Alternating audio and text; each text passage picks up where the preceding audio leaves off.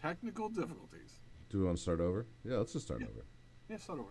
Yeah, because I was putting my necklace on, and I was like, Oh, "Oh, sure. uh, Hey, there we are. All right. you got me." Hello and welcome to another episode of the podcast for the recently deceased. Take two. I'm the boss, Hosferatu, from BasementMedia.Online. With me, as always, is Stephen Anthony from DarkClawStudios.com. How you doing, Stephen? Haas, I'm good.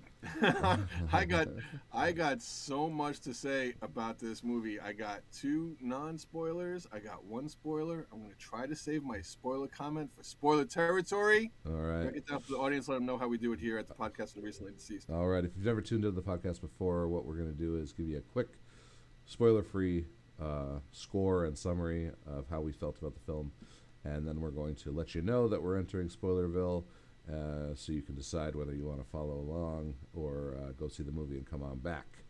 Go see this movie first. Anything we tell you about it is not even going to ruin it. And that's my first spoiler-free comment. This movie is called Obsession. It is written and directed by Curry Barker, YouTube star of the short, and one feature that I think is only considered a feature because it's just over an hour, but I'd consider that a short too. Obsession.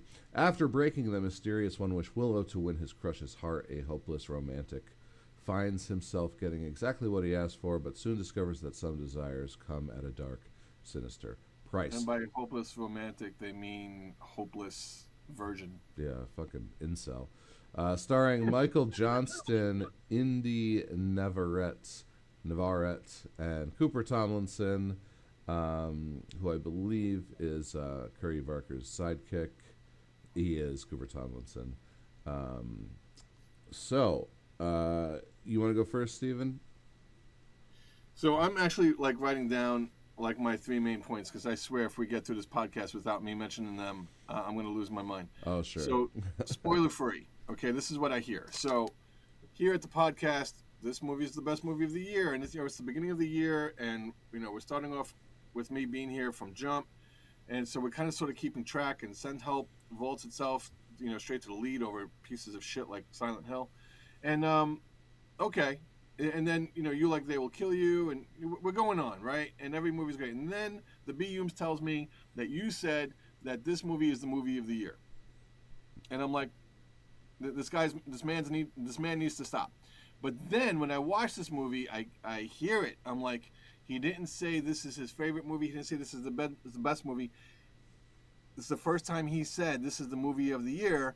So going in, you know exactly what this movie is going to be. You watch the trailer, you know exactly what it's going to be. Go watch this movie, because it is done with such excellence that I know Haas and I are going to break down. This movie terrified me. I do not want to mention any other film during this podcast. There was one other movie where I could not stand one of the characters. Go back, you'll know which one it was, because she just ruined the movie for me. I was like, oh, lame. I was terrified of Indy coming back on screen. Terrified. And I just sat there, just a pure hostage of this film. I consider two movies to be really, really scary, really scary. Those movies for me are JFK and the 1990 It, Tim Curry's Pennywise. She scared me just as much as Tim Curry's Pennywise. And I do not say that lightly. Scariest movie I have watched, scarier than Substance for me, which that movie's me up. This movie is terrifying. I give it a 9. Haas? So, we watch scary movies to be scared and to feel it, right? To feel it in your seat. And no movie has made me feel this way. I couldn't tell you when the last time I was this physically affected by the jump scares, by the moment, the psychological unease of a moment, it was, I don't want to just suck this movie's dick all day, but I do. it tastes like cotton candy, so I'm gonna. That's right. That's a great. What kind of dick do you guys suck at Dog Close Studios and Basement Media? Cotton candy dicks, duh. It's the best flavor.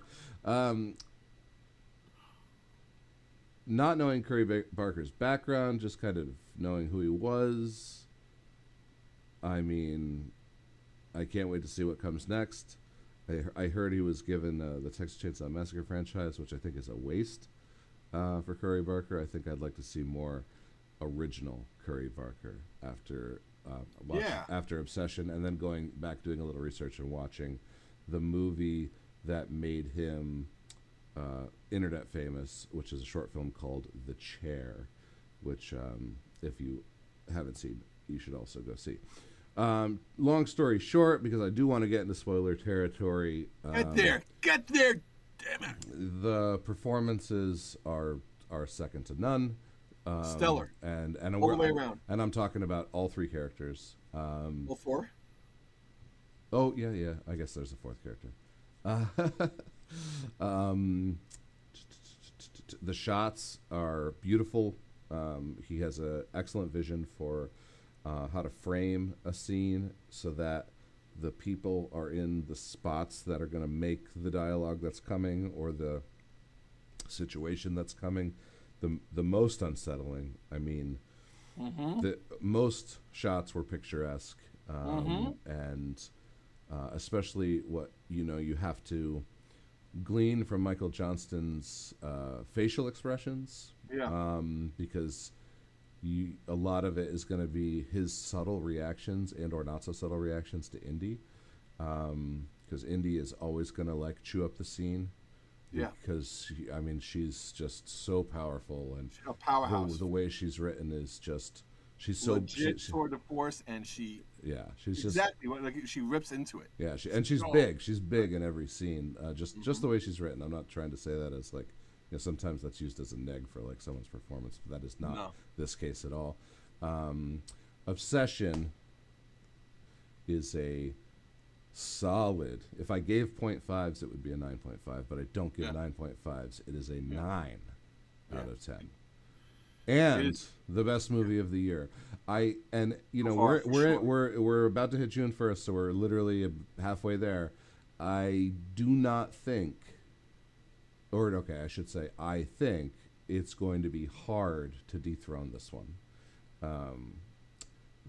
I know what's coming out. We have the schedule. There's maybe one or two movies that might eke this one out, but I think it's going to sit at the number one spot for the rest of the year. That's my prediction. I completely agree. I have not seen a scary movie for this podcast, hands down. Hands down. It's hard for me to think of a scary movie I've ever seen in my life, and while I never watched horror movies growing up, I've seen a few and watched some. This, holy shit! All right, honestly, scary movie. Before we move into spoiler territory, what's that? What's that? I'm getting on the con here. What are you getting on the con? Here, from Jenny O1269. He watched 15 minutes of Substance, then he pussied out. He watched 30 minutes of Substance when he pussied out. And those 30 minutes were so disturbing. It was disturbing, and I did not like it. It did not sit well with me. Here, I purchased the ticket, and it was for the podcast, and I did not have the choice to walk out. And so that amplified it. But I can compare, I can juxtapose, and I can contrast, and all the big words that mean I can look at this and this, and I'm telling you, I can go back and watch Substance and be disturbed by Dennis Quaid's performance and Demi Moore's performance and all of that. But this brings me up to my first point about this movie. 2 points. Michael Johnston, that's the guy who plays Bear. Yeah. Bear. Him being a wimpy kid in this movie, so you feel the fear through him.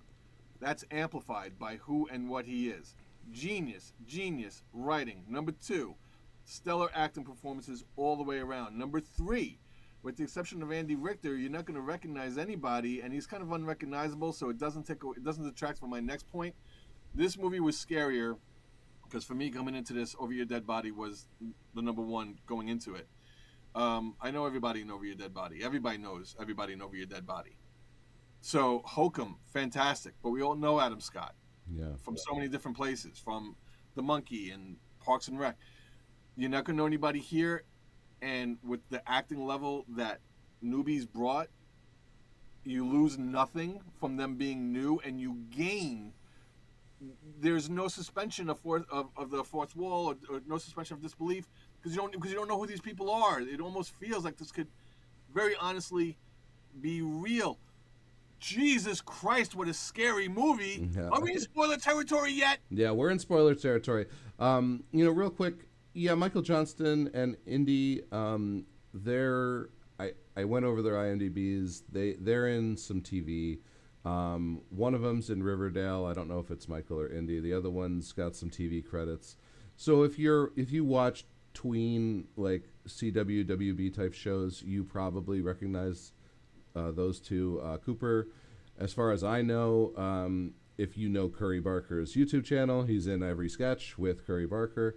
So you would recognize them that through that. Other than that, to me, Michael and Indy are brand new, and they were completely amazing. The two of them, their chemistry as friends in the beginning. Yeah. As Michael being a hopeless romantic, trying to ask her out, but he's waiting for the perfect moment, and those of you. And they practice it too. This movie is so smart. Like you go into it, and I judge this movie. I'm like, oh, this is going to be Monkey Paw with a love story. It is so. Do not discount or underrate this movie. It is so well done, and it's so smart, and it's writing and it's acting. But the writing was just kind of genius here. Yeah, from jump, I think that it opens up in a diner. And it opens up in a diner. This movie does a lot of things, and this is going to be a long episode. I think so. Michael, because we want to give attention to all the details that we love, and there's a lot to love. Yeah, Michael Johnston's character, I think his name is Baron, and they call him Bear as a nickname. I think first of all that was genius. I think that's a direct response to the internet sensation of picking a man or a bear in the middle of the woods.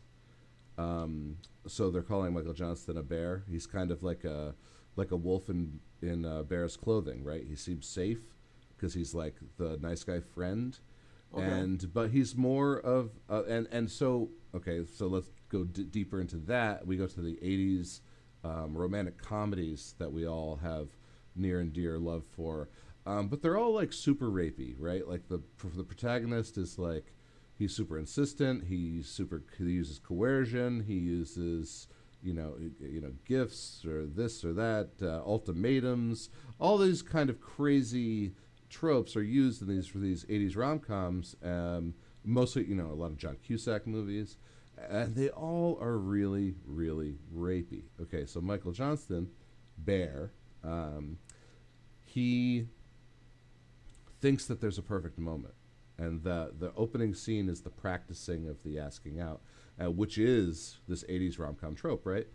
And he is even going to fail in his next attempt at, Indy loses her, or Nikki, we'll use the character name. Nikki loses her crystal necklace. Her crystal necklace. So he goes to a woo-woo shop to buy a new crystal necklace, but he doesn't know. Woo-woo shop? Yeah, woo-woo, like,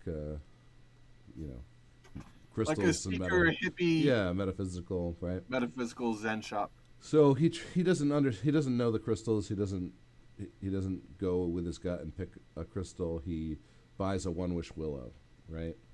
And that night's the night that he's going to ask. They have a great time at the bar. They talk, blah blah blah. He brings her home. He's about to ask. He even does the ridiculous. Oh, I forgot what I was going to ask. Right? I'm just going to jump in real quick here. The interaction at the shop. There's We don't think she's the owner, but she works at the shop, and she kind of gives him like a warning, and it's the first shot across the bow for me where she says, "Just don't come back complaining about it." But her energy was so good here because I'm like, he's like, "Oh, what am I going to come back that it's a scam, that it Yeah. doesn't work," and everything about her acting choices, and she's not one of the top four that we're going to get to know and love across this movie, just says it sets up the movie perfectly. It doesn't give him any wiggle room. There's no escape because of her warning. It's so Right. perfectly done. I wish I could just explain that better, but we're working on the caffeine. Yeah. Please. She's the harbinger. She says, basically be careful what you wish for without saying it in so many words. Right. And so he drops Nikki off, and you can tell from Nick, like I said, their chemistry as just friends before the wish is so good. Like, you can tell that she just wants to be friends with this guy, and she doesn't want him to ask her out because she doesn't want their relationship to change, and you feel that. You feel that physically from the way that she is behaving. You feel that if he asks her out in this moment, she's going to say no. She's going to say, hey, we're just good friends. Sorry. I agree with you, but at the same time, this movie thread a very, very awesome line throughout the movie that made me ask myself, wait, is it possible that she actually had feelings for him pre-wish? Because that's like kind of like some of the tension that's in there. And there's one piece of evidence that, for me, that was just ironclad, when she says, I think what's the friend's name? This is Cooper. Oh, that's the actor. The friend is Ian, and the other lady is Sarah. I swear to God, I was going to say Ian. So Ian is like, whatever. He makes a joke with her, like, "Oh, go with your boyfriend or whatever, or whatever, go with him." And she's like, "Ew, don't even say it like that." Yeah. But then we find out information later that Ian and Nikki are occasionally hitting up. So again, just great writing. The information that we needed was given to us exactly when we needed it, not too soon. It was just the genius of this writing. And I'll make one last fanboy comment, and I'll be able to speak English after this. Whenever I see written and directed by, everybody who watches the podcast knows, I get a little not this time. No. I can't find a single flaw. I have one tiny nitpick, but not a single flaw, not a single major flaw. Accounting, writing, everything flawless, nailed it. Go speak English for me, Nate. No problem. So she comes back to the car. He says, "Oh, I forgot," in this silly, laughing, like, nice guy in a comedy, in a 80s rom-com way. She goes inside, and he doesn't even think twice. He pulls out the One Wish Willow, and I thought there would be some tension here, but he just literally blurts it out and snaps it really fast. And when he snaps it, there is an audio cue. There's an audio sound that the snapping of the One Wish Willow creates. And then he sits in the car for another minute, and we're like, what's happening? Why haven't we cut? Why isn't he driving away? And they spin the camera around. You got the shadow of Nikki on the porch, and it's like, oh, it's starting now. Like, it is not waiting. and that's why there was no tension at the braking, because they're saving it. Yeah. And so he's admonishing himself in this car, and then whoop, and it's slight, but this movie is going to ramp up, and it's never going to stop, and it's always going to be worse than what it was before, and it starts right here. Yeah, she goes back to the car. She doesn't want to go home. She wants him to take her to his place. Because she cares about the fact that his cat died. Yes. Which was so sad. And now she cares all of a sudden. Yep. And so that's her first excuse. That doesn't really work. So then she makes up a lie. She says that her father's dying, and that she doesn't want to be. Dad, that she doesn't, and it's brought up two, maybe three times. Dad, that she doesn't even care about. Yeah, he lives in another state. She never sees him.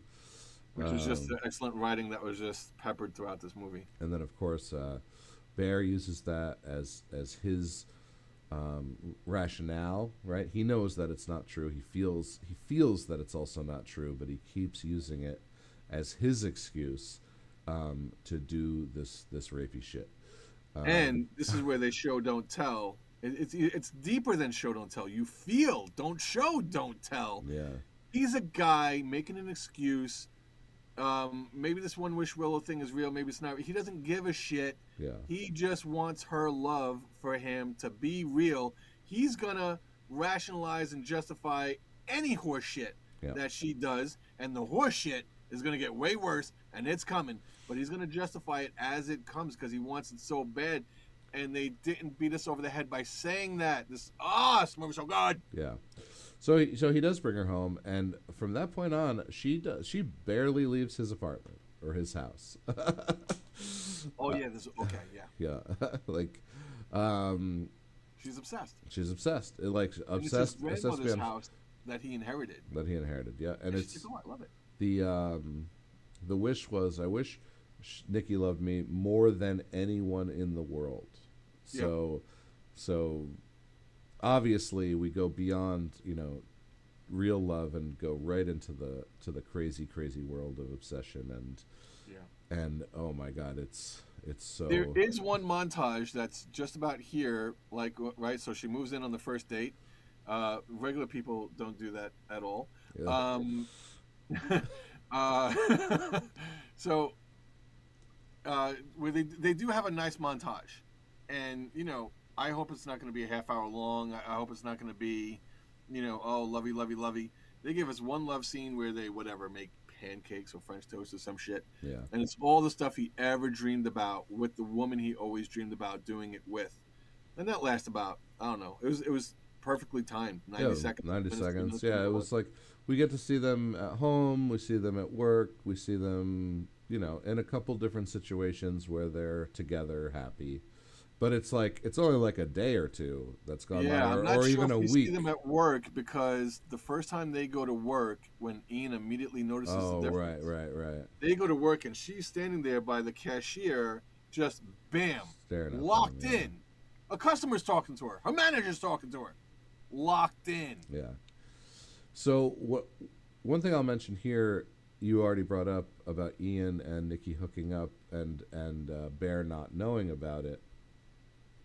Also, Nikki told Sarah that she thought of him as like her best friend or like a brother, right? Now these are things, friend group of 4. These are things that happen all the time. Mm-hmm. Your friend knows something, but you're so into the girl, they're not going to tell you until it's like the last minute, where like I have to tell you before you do something stupid. Yeah. Because they want it for you, right? They want it to not be true. Ian being Bear's best friend and hooking up with Nikki while he's obsessing about Nikki, he thinks he's doing right by Bear by not telling him when he's obviously doing a disservice. He says nuance and there's complex layers into this movie that you did not, or you would not think there would be complex, nuanced layers in. Yeah, he says, Ian says, "Hey, I'm hooking up with Nikki," and the movie doesn't happen, right? Like he just gets over and moves on.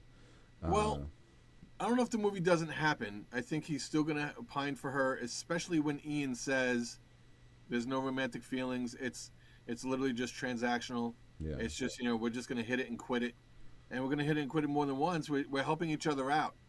I'm not sure if the movie doesn't happen, but it's just that piece of information that came later was definitely the better way to tell it. Right. I'm just like saying, like in real life, in friend groups, you say that early, and he just starts healing. He starts getting over her, and instead of getting to this point, this. I think he's such an incel. I think he's such an incel. I think he still loves her if he knows. That's just probably he's. They call him a hopeless romantic, which is another, in my opinion, reference to those 80s rom-coms. But the hopeless romantic, nice guy, he was never nice. It was always like fake nice. It was like, yeah, I'm nice if I get the girl, but if I don't get the girl, I'm a fucking psycho, like in this movie.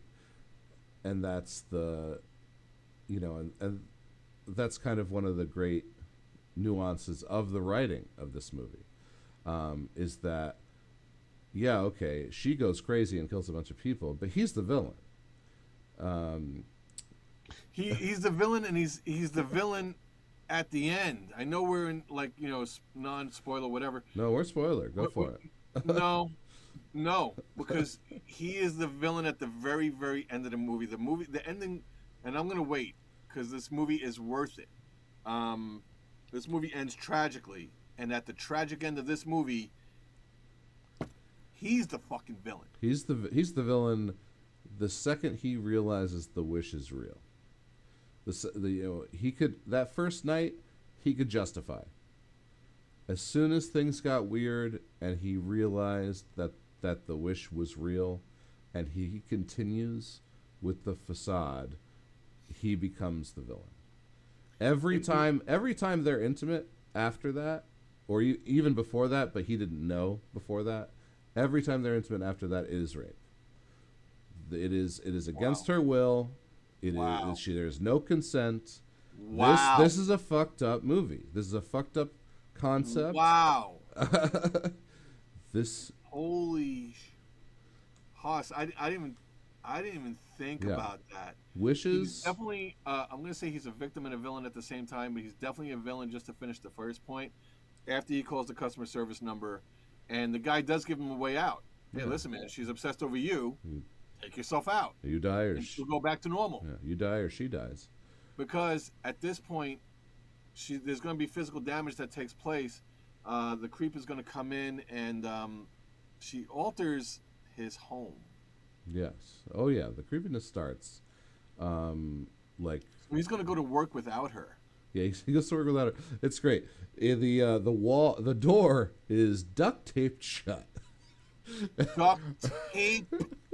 By that I mean like 10 rolls of duct tape she applied to this thing, and he just peels it open. It takes him a minute. No, he has to pull on that door. But watching him do it, been duct taped, and I think the actor might have honestly been pulling it, and like the director might have just been. Let's talk about the before and after of this one real quick, because this is one of my favorite scenes in the movie. So she's standing there, have a nice day at work, and she packed him lunch, right? Everything is from the vantage point of the door, looking at them. Yeah. And he's just there, and it's what you talked about, all of his facial reactions and responses to Nikki. Yeah. Like, that's 99% of the movie. So he's reacting to Nikki, and that's what we think he's doing. He's also reacting to the door. Yeah. without saying anything about it, because at this point we're beyond the point of him realizing that it's the wish, and he's like starting to realize how crazy she is because of it. And he's gonna try to manage it. He's gonna try. Nikki, we talked about this. No weird stuff. Yeah. We can't do weird stuff. I think this is the thing that made him tell her later. No weird stuff. Was she standing in her own shit yet? Or that's what I wanted to talk about. So she's standing in place in the middle of the room, and he's peeling the door, and she packed him a lunch. Okay, so he leaves. He packed him a lunch. We're gonna get a little bit of. They're on a date. They talk about him being a food critic. Him being a foodie, yeah.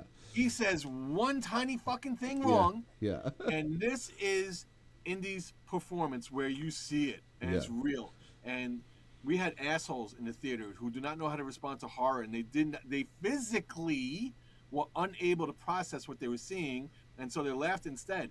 And in my head, I'm like, keep laughing, fuckers, because the horror is coming, and you're not going to be able to laugh later. Yeah. I'm so glad this movie's going to hit you the way that I know it's going to hit you.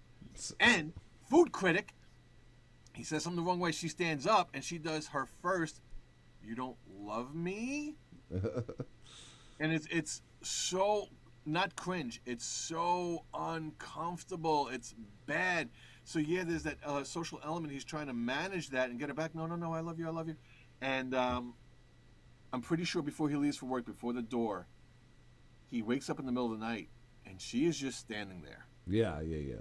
And I don't see her standing there. Yeah. I don't. And she's in the corner. And this is the only scene and the only reason I'll ever watch this movie twice.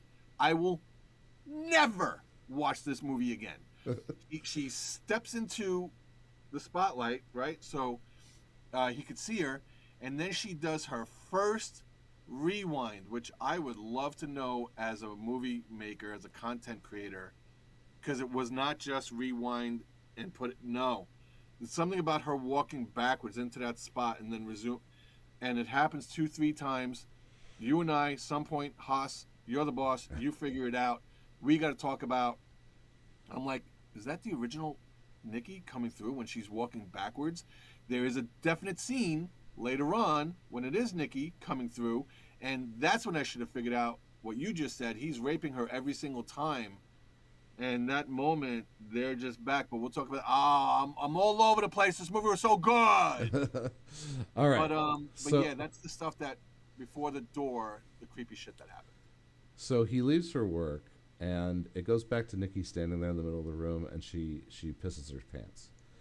And she's got this face, this look on her face, this giant smile, and urine she won't just move. running.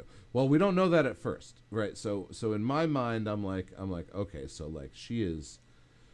They've already leaked real Nikki once, so I'm like, okay, so real Nikki is in the back of the mind. She's not gone. She's in the body somewhere, but she's taken over by whatever this wish is. And the movie will never tell you that. They'll show you that. They'll show you that, right? So then he or she.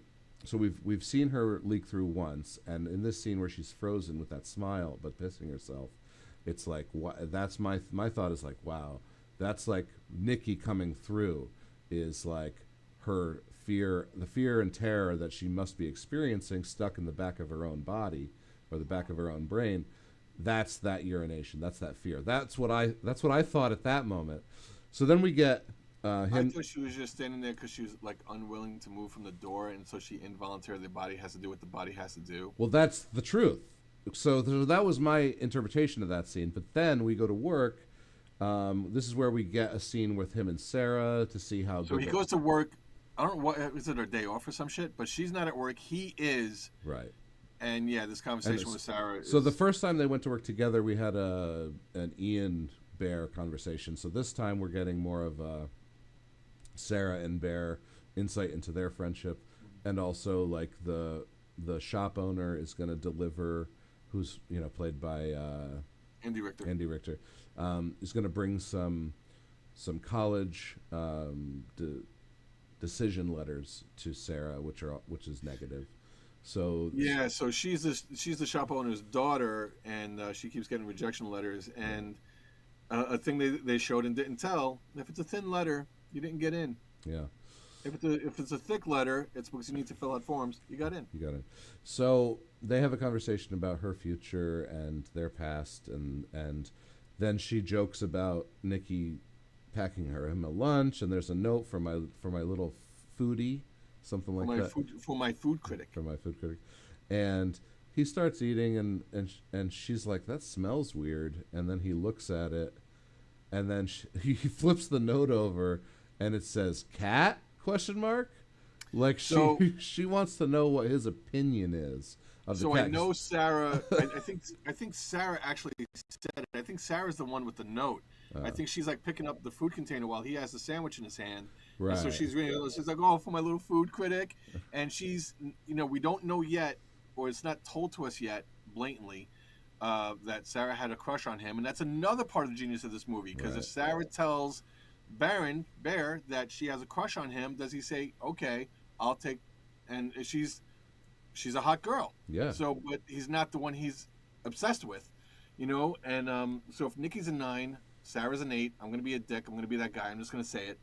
But does he say, okay, I can't get with the 9, Kid Icarus, I'm shooting beyond my skill set here, but I can get a beautiful woman who's funny, who I work with, who we joke around with, who's in our circle, we do karaoke with. Yeah, I can live a happy life, and it would be nice if Ian and or Nikki would be honest, and they could develop their. If any of that happens, this movie quite possibly doesn't happen. So it's genius that we figure that out later. That is told to us later. But right now, it is shown, not told. When Sarah's a little jealous and picks up the note and says, "For my little food critic," and we get the flashback to the uncomfortable restaurant scene, whatever. And then she flips the note over, and she doesn't say the way it's written. Like, I remember that. She's like, what do you think, Kat? And then you see it, and it's, what do you think, colon, love awesome writing and grammatically correct writing because it's scarier. What do you think, colon, Kat? Question mark. I did not get it. The moron that was laughing in the back, she got it. She laughs. B. Humes, she's a genius. She got it, and she's just and I'm like, what's happening? He's eating the cat. And then I realize, damn. Yeah. So he starts puking, and she asks, "What is that?" No. How did you respond to him eating his dead cat? Well, yeah, I mean, I loved it. I squirmed in my seat. Like, Good. real physical reactions during this movie. They did such a good job. Yeah, don't glance over that shit. Be vulnerable. Let the audience know how you feel. So he grabs the trash can and he's vomiting into it, and she's like, "What does that mean?" And he just goes, "It's an inside joke." That's his that's his go-to line for every time he is trying to explain off her crazy behavior through the whole movie. As he just goes, "It's an inside joke," and he just glosses over it. And him explaining her crazy behavior is going to come up in a big way. I think the next major scene is the party. Yeah, it's definitely the party, because he gets a ride home from Ian that night, and that's where they talk about the party. And he's like, "Come his on." car's in the shop, which it's not. He's lying to him. He's engineering this conversation with him. He already had some objections. Wait, this girl who never looked into you is now all over you, and you're suddenly dating. Sarah makes the same point. Right. And so now he's talking to her, and he's like, "Hey, listen, you know what? Boys' night out." And he's lying again, because there's non-Sarah women at the party. Yeah, and Sarah's even at the party. Yeah. Even though Ian told him Sarah wasn't going to come. But I'm looking for a non-Sarah woman to see if it's really boys' night, because if it's their own circle, and hey, listen, we need to have an intervention and talk to you about Nikki.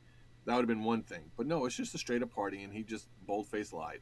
Yeah. And he goes home, and he's going to stand his ground. And he's like, can't bring you. All right. Boys. So hold on. This is the moment. So he opens that door, and she is standing in the exact same spot she was when he left. She is shit and piss on the floor, covering her feet and legs. I think she has shit on her face. No, it's vomit. It's vomit has come out of her mouth. There's something on her forehead right here. Oh, I don't know. Maybe. I don't know why there would be shit there, but there's definitely like something spattered on her. Vomit, shit, and piss, and she's standing there with that big ass smile, just waiting for him to open the door.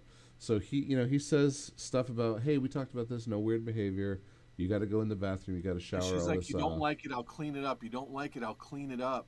And I'm like, clean up what? And I'm trying to like diagnose what that shit is on her face, and then they just show it to you. Yeah, and this movie does this 2-3 times, and this is the first. The door was a little bit okay, but now the pile of shit on the floor. Yeah.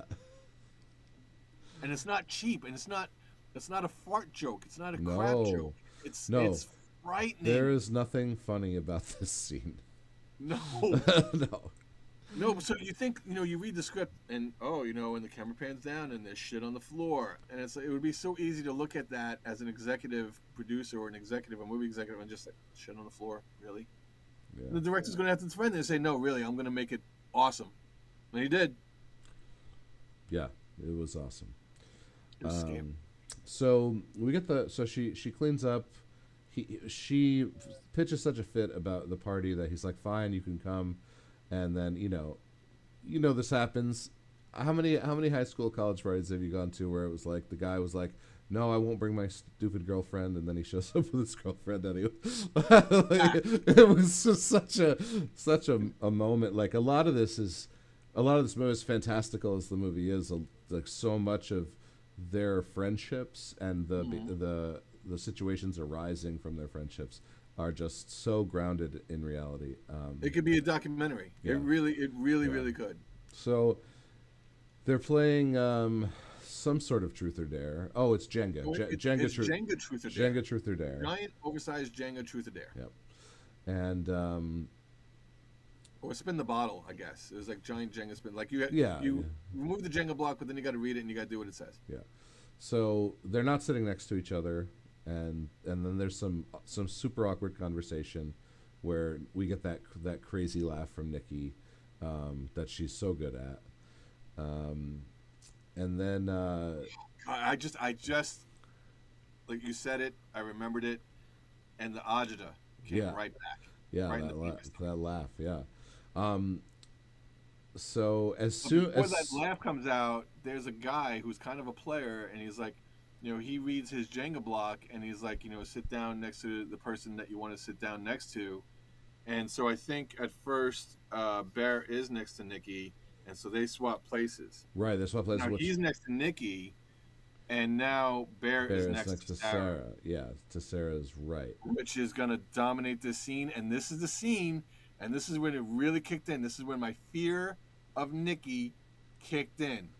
Because, like, we know Sarah cares, at least. Yeah, And I'm like, oh, shit, that's a woman. She looks hot tonight. She dressed up yeah, for the party. yeah. This is not going to end well.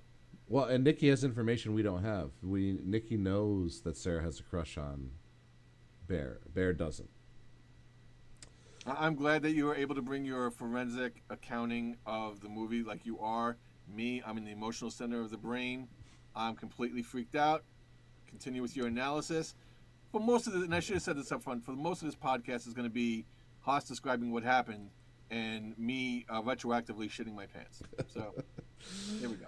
So we get another just like, who is Indy Navarrete, and can we get her in every movie forever? Every Forever. movie. Because this bottle gets spun, and it's Bear's turn, and he pulls the thing, and it's kiss the person to your left, and that person is Sarah. And so Nikki's been acting so crazy that, of course, the camera goes right to Nikki, and it's all the people at the party staring at her, waiting for her reaction. So yeah, she's been reacting. She's been doing some crazy shit, and she's like, and she's like, "I'm joking around, guys. Okay, fuck it, I'm not. Deal with it." Yeah. And it's just it's so tense, and then he's just there, Well, just nursing his beer, and he's like, "I can make this normal. I can make this normal. If I just sit here and just shit my pants a little bit, a little bit more, we'll get out of here." And she'll blow up, and I'll say, "Okay, really, it's our time to go." And that's not what happens. She puts on this incredible frowny face, and this frowny face is going to be recurring, and it's just excellent. If you haven't seen the movie, just Google it, just for a still frame of Indy doing this frowning face. And she really slowly walks around the group behind Sarah, pulls her chair out, gets down on her knees next to Bear's left, and takes the kiss. And this is one of those comedic moments, right? Because I like to say hyperbolic shit in real life all the time. And, hey, I'm going to go around, this happens. Listen, I'll fucking pull this person out of the way and I'll plant myself in front of you so you kiss me. That's literally something I would say. And she does it. But this comedy is scary. Oh, yeah.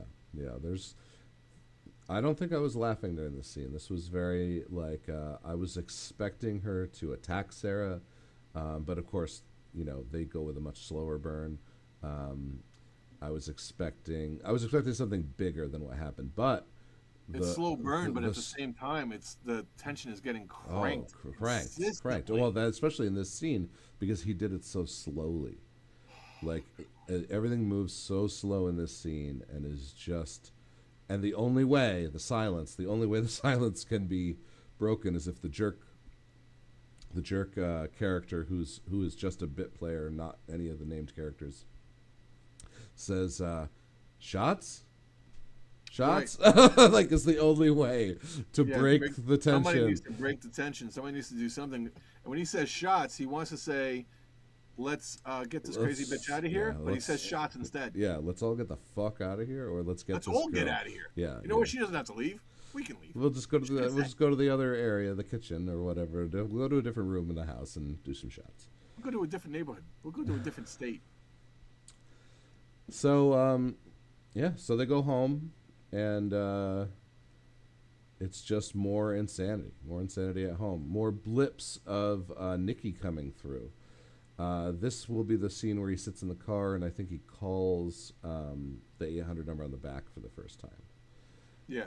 And he's like, "Can I undo the wish?" And like, we don't really do that. It's like, well, how can I reverse it? Well, you could. Yeah, what did you wish for? Yeah. Oh, that doesn't sound so bad. Okay. And the guy's figuring out he's offering zero customer service, and again. I love the customer service guy. In this, I think he's hilarious, like understated comedy of him being like, because he first asks if you can alter the wish, and the guy's Right. like, "Oh, we don't really." Can I have my cake and eat it too? Yeah, Can I just get rid of the crazy? That's another moment that shows That's villainy. that shows his villainous, right? Is when he tries to alter the wish. That's him. That's him being okay with the horrible thing that he did to Nikki. Yeah. And he just wants it to be a little more palatable for himself. It's just I can deal with a little bit of crazy. Yeah. She's a little obsessed. I'd actually kind of like that. Yeah. So you don't have to bring it down all the way to normal, but yeah, can we alter the wish? And he's such a nice guy, and he's such a victim throughout the movie that I didn't see it, man. So I just got like a second layer of fear just dolloped right on top because of you. I appreciate that, Haas. Thanks, man. No problem. It's important, and I think though that's why he gave him the bear name. It was literally to kind of, for anyone who didn't think from that angle, he's just trying to help you along to think from that angle, from that perspective. He might also be saying, maybe you shouldn't have chosen the bear, or she wasn't going to choose the bear. She wasn't going to choose to date him in her own mind. Right. So I don't know. So the guy, he goes, we don't really do that when he asks to alter the wish. So then he's like, well, can I cancel it? And he's like, well, you didn't. That's not what you asked for, or like that's not what you said when you called. And he's like, okay, well, can you cancel it? And he's like, no, we don't really do that either. Yeah. A cancel request. Yeah. Yeah. How do I put it in a cancel request? We don't really do that. No, we don't really do that either. It's like, so. And again, if I saw this on the script, I'd be like, this is not gonna go over, and it goes. It goes over. Even Definitely voice gets actor, over. it was so well done. And a lot of that has to be Michael's reactions, right? The actors reacting to it. I'd put money. I'd put money on the customer service guy being Curry Barker. You know what? I've heard directors do voiceovers from time to time, so check that out. But it's uncredited, but I bet. Yeah, I'm not going to bet against you on that. So this customer service call, the customer service that he's providing is. You created a new world when you made this wish. You're going to have to work within the parameters and play by the rules of that game. And here's a way out. Mr. Zero Nobility, here's your way out. So right. Here, locked in villain, but he's still going to try to manage it. So at this moment, as an analyst or a film critic, is where I have a mini panic attack. And I go, oh, God, please don't. Loophole him into dying and coming back to life so that the wish ends and you come him back to life. Because how many times in film, especially horror, has the dying fixes everything? Okay, we're gonna drown you real quick, and then we're gonna hit you with the adrenaline in the heart, and we're gonna hit you with the fucking machine. If they did that, I would have. Oh yeah, no. And I mean, yes, okay, I should have known by how the quality of the film so far that it wasn't going to go that way. But in this moment is when I thought, oh God, I hope that trope does not make its way into this film. I'll tell you right now, if you're watching, that it doesn't. We'll talk about the end when we get there. There is some monkey's paw action at the end for sure, but it's not shitty legalese crap. Loophole in the wish rules. But I think the customer service guy does tell him, hey, listen, just make another wish. So he does. So a plan starts here. Right. Go back to the store. I'll get another wish. I'll bring it to Ian. Yeah. And that's my one complaint. Not what Ian did with his wish. That wasn't even it. That was so well done. I didn't give a shit.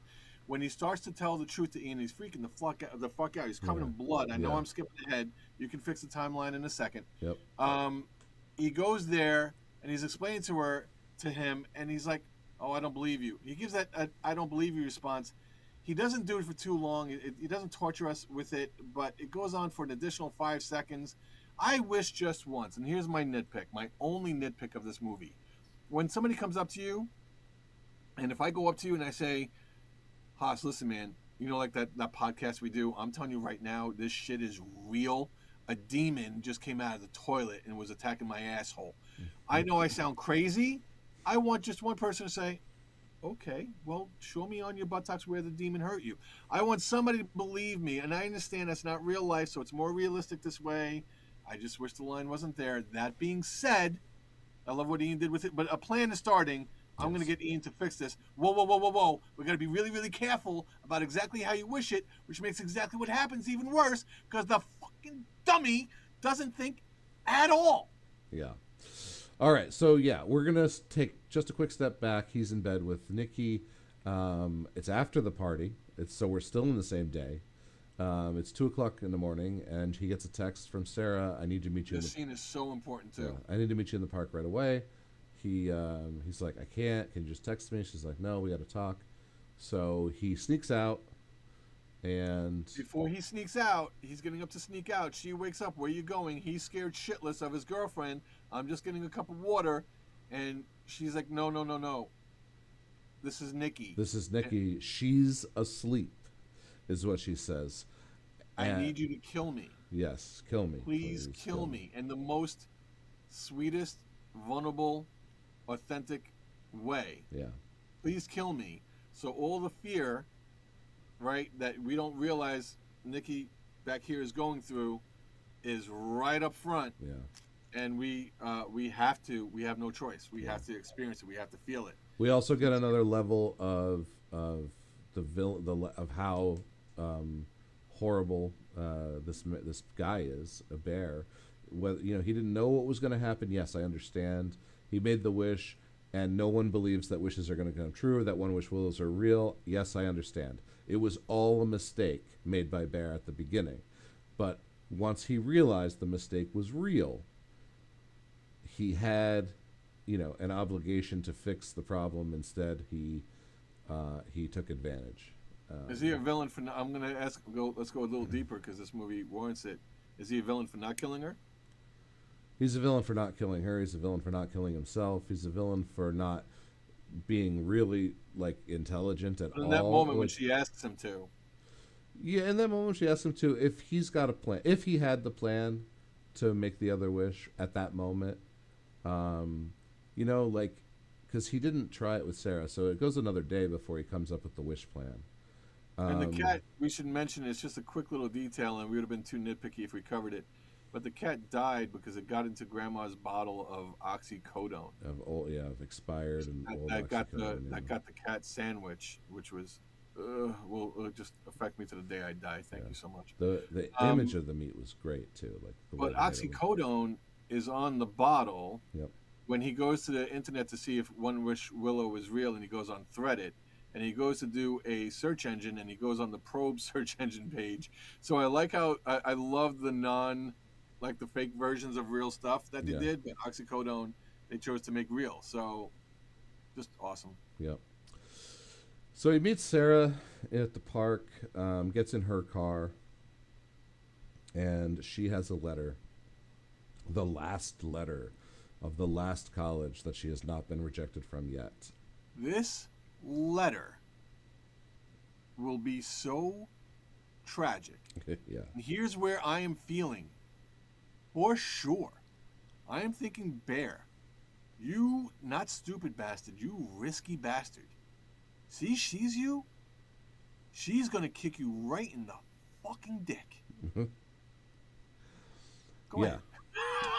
So they talk a little bit about Nikki. They talk a little bit about Sarah. I think this is where Sarah tells him about Ian and Nikki hooking up, and that's why she thinks it was so weird that they were super dating all of a sudden. Mm-hmm. But Bear, will you open this letter for me? I can't do it. And she's like, okay, I'll open the letter. And Which he knows, like, I really want to dissect this scene. He knows is a boyfriend girlfriend thing to do. He knows yeah, he's cheating on Nikki right now. Because if you are boyfriend and girlfriend, even if it's, magical wish rape boyfriend girlfriend, you are in a relationship, like it or not. You know you shouldn't be doing this. You know you should tell her, Sarah, we're friends. When the four of us are hanging out, yeah, let's make. You know what? Let's make it a thing. Let's get the four of us together. No, he does the boyfriend girlfriend thing instead, and opens it with her. He's cheating on her. yeah. I mean, he didn't say I'm going to go meet Sarah in the park. She has something important to talk to me about. That Yeah, but he does that kind of you can just say that to a person in like a real healthy symbiotic relationship. You can say that to another person and it not be a problem. He knows what he's doing is wrong. That's why he uses deceit to leave. He knows what he's doing is wrong, but there's also that real life stuff that is just so intimately and often woven into the DNA of this movie. If he was going to go see Ian, it wouldn't be as bad as him going to see Sarah. Okay, maybe Nikki knows what Bear doesn't, but he knows he can't interact with a woman, any woman, at all. Right. He knows that. But him opening up the college letter, he knows is an intimate moment that couples do, that people who care about each other do. And if they were just super best friends that didn't start dating yet and the other two people weren't involved, Bear and Sarah, that would be fine. Maybe that would be the moment, and it's exactly what Sarah wants. That would get them to start dating. Right. But I'm telling you, it's an intimate thing, and he's cheating on her in this moment. I know it's just a pepper of scumbag on him, but it was a peppering of scumbag. All right. We're this is the best kill. So the award for best kill goes You think? to. Oh, uh, there's no doubt. Like there were jump scares before that if we didn't talk about, like the first time like she freaks out and the first time she walks back, there's jump scares that this movie just hits you with. Yeah. But I was I was so shit. engrossed in this movie, and I was so interested in the Sarah Bear B plot that I knew that Nikki was going to show up and something was going to happen here, but the timing and the cut, the way he cut into the scene, I had zero expectation at that moment, even though I knew something like that was going to happen. Like I go into it, I'm like, Bear, you're taking a huge risk. Yeah. But the exact same thing happened to me. I'm so engrossed in it, and I'm almost rooting for the bastard now. I'm like, come on, man, just you know what? Just ask Sarah to make a wish. Use your brain and Yeah. ask Sarah to make the wish, and figure something out. There's still a way out. Nikki is not irreversibly physically damaged yet. Not that he knows it's going to happen, but Yeah. that's coming. So There's still time. a brick in a hand comes through the window. She grabs Sarah by the back of the head, holds the brick against the steering wheel, and just, I mean, It's that brutal thing, right? It's the foot on the back of the neck from American History X. It's that brutal Walking Dead gunshot to the face. But it's just, and it's done almost like a Terminator. Just 30 times, 40 times. It just keeps going, and they obsessive. eventually pull like all the music out too, and so it's just the sound effect, and then it'll cut to Bear, and then it'll cut back to it for some more. And that's what I love about this movie, his reactions, because he is, I don't want to say a coward, but it's part of him. He doesn't react with the, Nikki, what the fuck you doing? And stop her. He's just mortified, like in the passenger seat, reacting to it. And I think that's one of the things that upped the horror element of this movie is that we feel it through him. And this is a key example of that. God, what a brutal scene. Oh yeah. And then she is like, okay, Bear, I think she's almost like angry with him, gonna attack him too. He has to like say, no, nothing happened, we're just friends, we were just talking, I love you, to calm her down. And then she's like, okay, so let's clean up this mess. And like now he is part of it. Her love for him, or the obsession is based or grown out of love or something. This isn't love, by the way, kids. So, I remember that scene a little bit differently. I remember her just loving him, just going over to him, and maybe I'm just viscerally reacting to it and blocked it out, and I will never see it when I don't watch this movie the second time.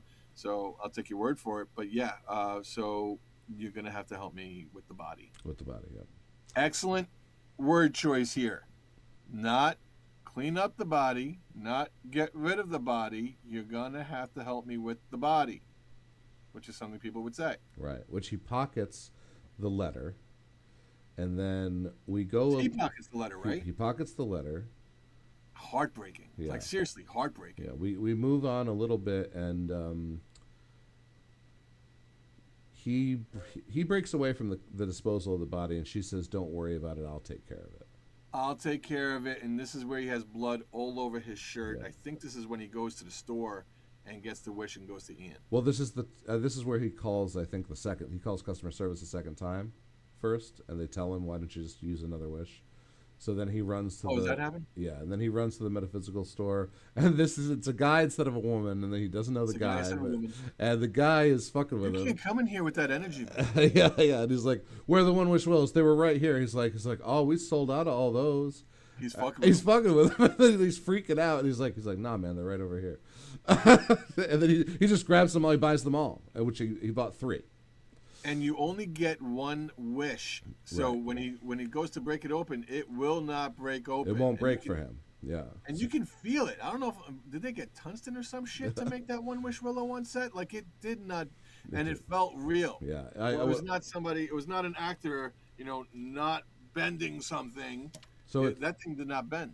So it says on the box that you only get one, but also, like, I like this scene of him trying anyway and not being able to break it as like another level of supernatural, because obviously it's a wish, so it's paranormal, supernatural, but you don't see a lot of it in the movie. For right. Being a supernatural movie, there is not a lot of that element outside of the wish, but we get another layer of it here where he can't break the willow, which was really fun, I thought. Yeah, they didn't go too deep into the paranormal aspect of it. It was just the perfect amount. So then he goes to Ian's place, and he tells Ian everything. Ian, me and Nikki, I made a wish. It's insane. She's obsessed with me. She's this, she's that, she's blah, blah, blah. And for me, Ian's, obviously Ian's natural reaction of, "You're insane, are you on drugs?" He's incredulous. Yeah, is pretty spot on, except for the fact that he was questioning it himself. He was questioning, why is Nikki lying about her dad dying? Right. And then he was questioning, why is Nikki into you? She and I have been hooking up forever, and now we're not hooking up anymore, which is another, like, thought that only his character could have. Yep. So I think maybe that's why the scene didn't go on so long. Maybe that's why he didn't fight it that much and was just like, fine. He grabs one of the things, breaks it open, I wish for $1 billion. And then they stand there and stare at each other as $1 billion rains down in between the two of them in his foyer. And Ian is like, holy shit, this is real kind of thing. Like, he's where Bear was an hour ago. Yeah. And Bear is like, the fuck what did you do? Now I have to find somebody else to make a wish. Now, honestly, there's only one person left. Well, no, there's not. You pick up a wrap of money, you take it to a stranger, you hand it to him and say, "Will you say these words and break this in half?" Okay, yes, he's not thinking clearly. I understand that from outside of the situation, maybe it's easy for me to come to that conclusion. Nitpick. I'm just saying. Nitpick this right here is going to call bullshit. This is not why I gave it a 9. Even though I am nitpicking at this moment, this is not the reason it has a 9. So. Okay, no. I'm gonna push back. Real life, $1 billion rains down. You pick up 100,000, 200,000, 500,000, $1 million. Why not? You have a fucking billion. You have $1 million. Grab one. Yeah. Go to a stranger and say, "Here's $1 million." In your bloody shirt. Say the words. I wish. With the TikTok of your crazy ass, and I don't mean crazy ass girlfriend. Supernaturally crazy ass girlfriend not hunting you down. You are on a TikTok. Yes. Before you're gonna grab this $1 million. Yeah, run into a gas station. Get the first guy. Just go to a gas station. There's always people. Worst case. Go to ChatGPT and have ChatGPT write up the perfect request for a stranger to correct your wish. Read this, break this, and this $1 million is yours. No. All right. No, Okay. All right. not when you're scared. No, not when you're scared shitting your Maybe pants. maybe I've seen too many movies. Yeah, maybe he's still in the shock of watching Sarah's face turn into Jello. You think? And All it's right. gonna get worse. So basically, all right, he's only got two left. One's open because that's the one he tried to break, or maybe Ian broke the one he tried to break. Either way, he's got two left. He's like, "You fucking asshole! What did you do?" He runs out of there. He runs back home, and now he's like, "Okay, I have So when to." Ian gets his comeuppance, I'm gonna be the bad guy here. I enjoyed it. I was like, you know what, you dumb fuck. Yeah. And I don't mind you asking questions. I understand that's realist, the reality of a script. You didn't believe him. You got your $1 billion. You know what? You deserve what's coming to you. Yep. Okay, so now he's got two left, and he's thinking to himself, okay, now I have to convince my crazy, obsessed girlfriend to make this wish for me. And it should be easy. She loves you. Yeah. She'll do anything you want. Yep. And it's not, because this is where she has decided that he's not in love with her anymore, and that she's going to be the bit of a villain, and he's going to have to run away from her and lock himself in the bathroom and take a handful of grandma's pills. And He does try to shoot himself first. He can't do it. Yeah. And this is, this is a frightening thing that I try to never bring up in any medium whatsoever. We already gave our, it's worth doing again. What movie touched on suicide that we talked about? It was like the second or third movie we ever did. But yeah, he takes the. Borderline? Yeah, maybe. That was early on. Yeah, so yeah, but he takes the less aggressive solution, Right. and he just downs the whole bottle, which, very, very seriously, nobody out there do. Of course, before this, this is when she's on the couch with him, and she like stabs him in the side with glass, and it's like, "Say that you love me!" And he's screaming, "I love you!" It's one of the most insane scenes. Wait, she stabs him? Doesn't she like, or maybe she just runs like is a shard of glass or something? Because when did it happen where he came home and saw Sarah in the living room? Right. She's got Sarah in the chair. And the chat just said that when he comes back, she's dressed like Sarah. That's why Sarah was naked on the chair. Wait. Oh my Nikki's God. wearing Sarah's clothes? Yeah, we remember Sarah was naked on the chair. Yes. With her And face. Nikki's in Sarah's clothes, according And her to body just kind of hanging out. Yeah, hanging out. Yeah, according to the chat, she's dressed in Sarah's clothes. I'm gonna have to check that out. That's insane. Who said that? Right, and had her tattoos drawn on her in marker. I remember seeing the marker and wondering what the fuck that was. Oh Who my said that in God! the chat? Let's give them a shout out. Dave Pitt the Third. Dave Pitt the Third. Thank you, Dave. Thank you, Dave. Excellent. And had her tattoos drawn on. Yes. Wow. Oh my God! I can't wait. That's attention to That was a detail. detail I missed. I gotta see that again. Well, I am gonna see it. Hey, Again. Dave Pitt the Third, you out-hossed the hoss. Wow, I totally missed that one. That's a great detail. So in this, That makes me want to watch it again. in this, I don't know how I would do it. in this, I love you, you love me face off. They're gonna get interrupted by Ian breaking down the door. Hey, Bear, I got $1 billion. Let's go. Doesn't even finish the sentence. Bang! Bang! Nikki with the revolver, one shot to the head. Satisfying. Drops him like a bag of Satisfying. bricks. I know Ian is not the villain here, but satisfying. But Ian is definitely a douche. He's a doucher, and I don't ever think he had Bear's best interest. Yeah. He's a douche that's setting Bear up for failure by having him practice with a waitress how to ask out the girl he's banging. Yeah.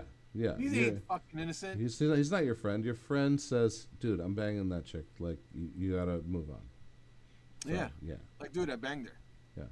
Move on. You know, Sarah likes you, and Sarah's hot. yeah, everybody but you knows that Sarah loves you. Yeah. And you shouldn't have to, be in some kind of weird, crazy predator-prey relationship where you're the prey to find that out. Well, he became the prey. He definitely was the predator. He starts as the predator, he ends up as the prey, which is, again, The excellent Excellent writing. writing. Excellent writing. All right, let's move back forward to him taking the handful of pills. He takes the handful of pills, and then he goes to throw them up. Like he not only could he not pull the trigger, but he took the pills and he wants to throw them up. He's changed his mind. Maybe he's changed his mind. He's going to fix everything. Maybe he changed his mind because he's a coward. I'm going to go with he changed his mind because he's a coward. I'm going to go with he's going to change his mind. He's going to fix it by killing her. And you hear... I'm not going to kill me. Yeah. I can also fix the solution by killing her. You hear the snap of the one wish willow. The auditory, the snap that it makes. And then he stops trying to puke. Okay, so there's two things that may have happened here. One, the spirit that takes over the body and pushes you to the back of the head didn't have the information that he just took the pills. I think you have to think that's what happened, because I don't think the spirit that took over the body would necessarily want the body to expire.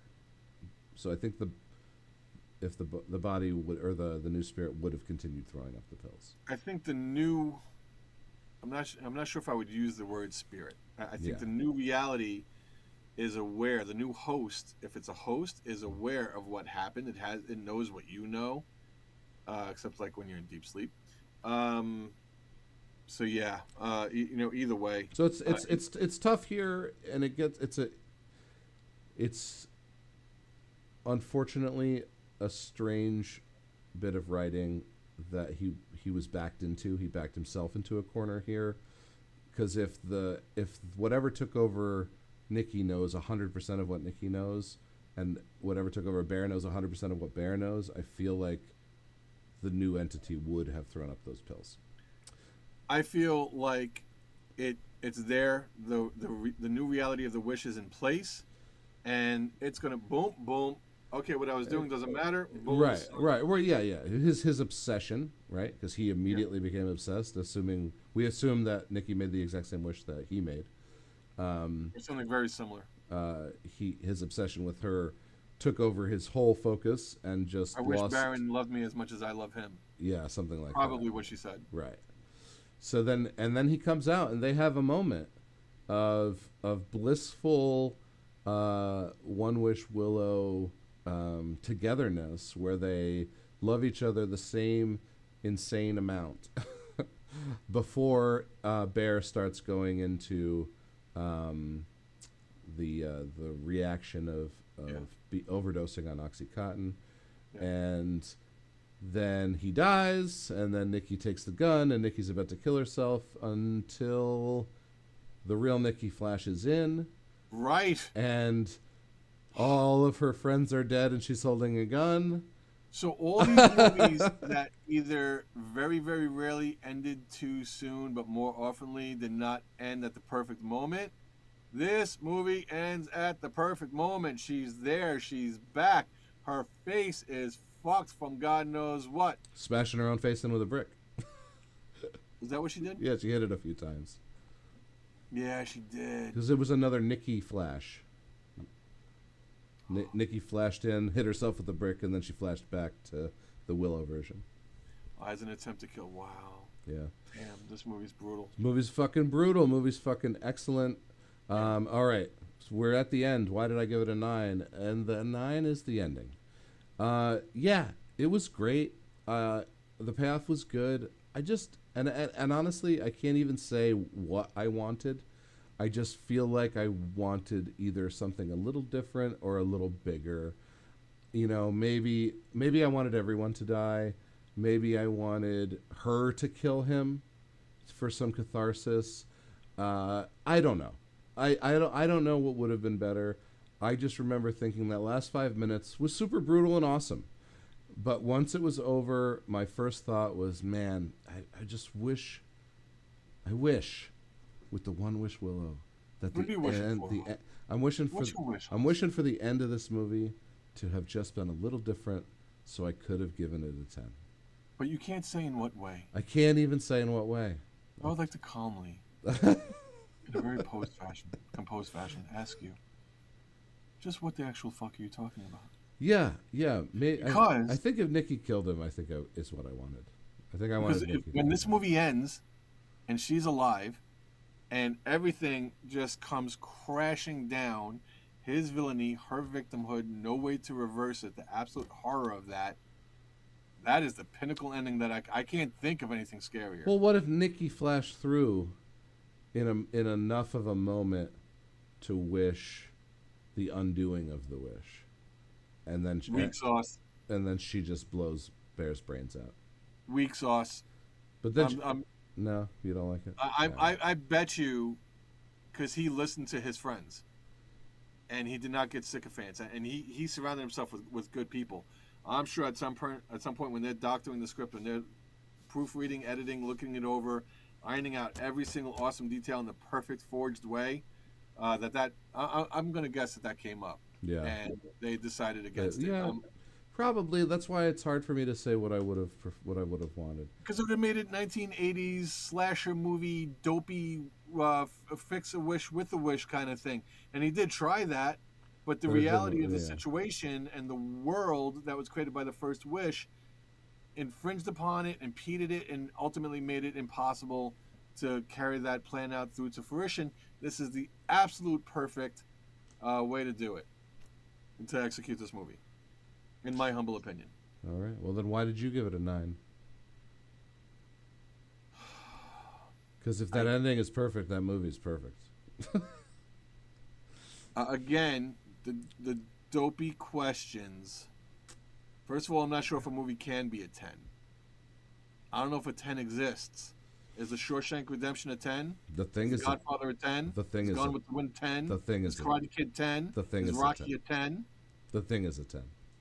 The Thing is a 10? The thing is a 10. Well, when we get off our asses and create Dark Claw Reacts, we'll figure that out. I don't know if a movie's a 10. Maybe I'm just reticent. I honestly think the two of us should go back, watch this again, and see if it is a 10 in like a month from now I would. or at the end of the year. I will see this movie again before the end of the year.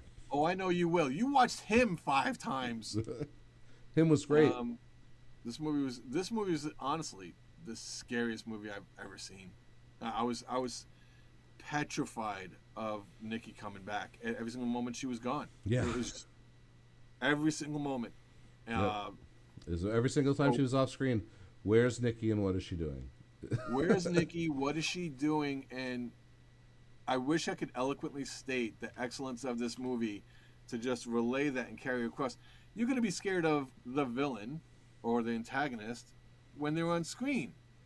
To be scared of them when they're off screen is what something really awesome, excellent horror movies do. And well, another angle is, you're terrified of the victim in this movie. yeah, You're terrified of the victim in this movie, and the villain of this movie is playing the victim the whole time. And and so it turns all expectations on their head, and everything is flipped on its head. That's how you make a good movie in general. Comedy and horror are similar in that respect. You have to set up an expectation and then shatter the expectation to get a laugh. You do the exact same thing to get a scare. And Curry Barker, for being a 26-year-old YouTuber, is going to have a crazy career ahead of him. We touched on it briefly before. I'm sure Hollywood is banging down his door asking him to take over a franchise. Do the franchise, make your money, and then go make your movie. We know that's what's going to happen anyway. Looking forward to see what comes out next. Haas, who has his pulse at Basement Media on all things horror movies coming up, I trust, as my friend, he will let me know when your next movie is coming out. But right now, everybody go see Obsession. Worst first date movie ever. Legitimately terrifying. Go see it. All right. I gave it a 9. Haas Ferratu from BasementMedia.Online. Stephen Anthony, Delco Studios. I gave it a 9. And we'll see you next time.